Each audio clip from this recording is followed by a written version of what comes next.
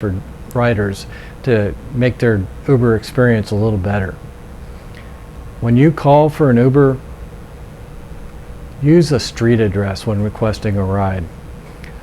Uber drivers use Google Maps mostly, and unless you know that Google doesn't send people to the right place, say you have a party and half the people get lost and don't know how to get there, well, that might be a good time to set a PIN instead, but usually an address. Now, if you do set a PIN, be careful, because sometimes that PIN can skid off away from where you think it's going to be.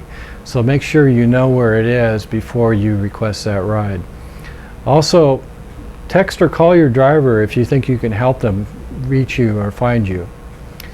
If you're going to a large event, it's a great idea to use Uber, because you don't have to worry about parking, and it's just a lot less hassle. So when you're going to the ride, if you get stuck in a bunch of traffic and there's only a few more blocks and it would be faster for you to go, ask the driver if you can get out a few blocks early and walk. It's good for the driver because it frees him up and he doesn't get tangled up in traffic, and you get there faster. Also, when you get out of the event, you might want to try walking a few blocks away from that venue. Can you imagine having a dozen Uber cars showing up at once? Who's going to know which car is which and where to get into? So you might want to think about that.